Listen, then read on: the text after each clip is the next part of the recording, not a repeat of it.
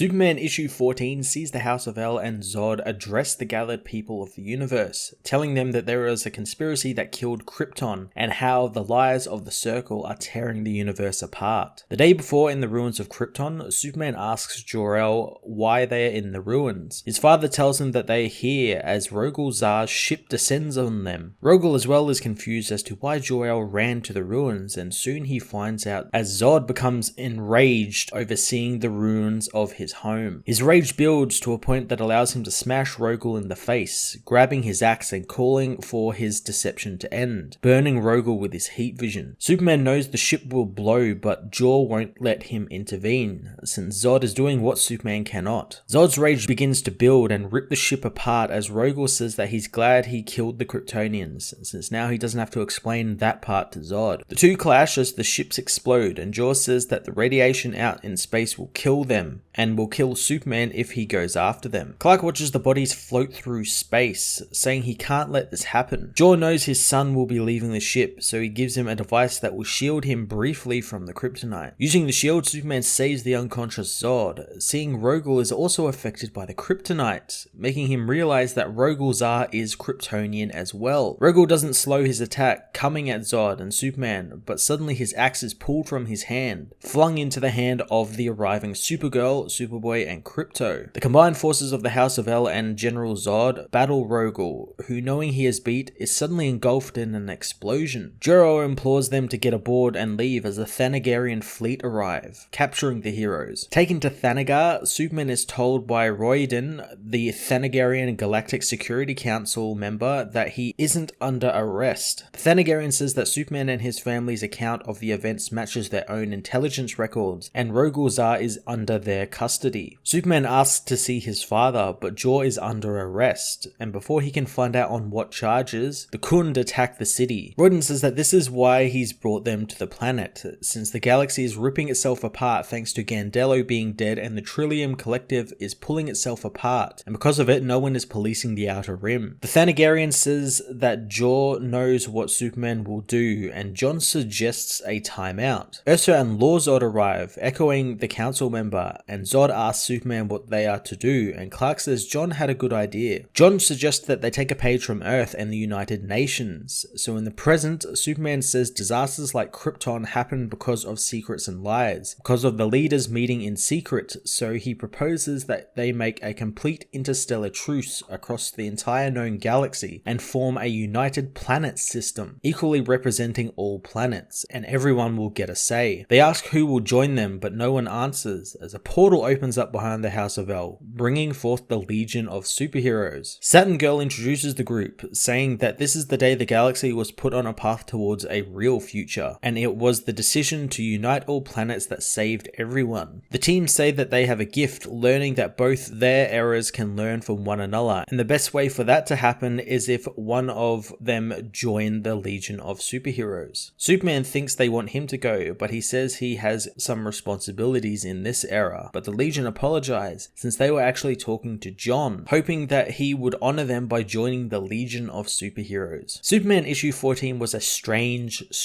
issue. On one hand, we got a few answers, like why Jor-El came to the Ruins of Krypton, so Zod would become triggered and attack Rogol and do what Superman wouldn't. But then we get random revelations that Rogol is Kryptonian. That kind of came out of nowhere, and there was no hinting at that before.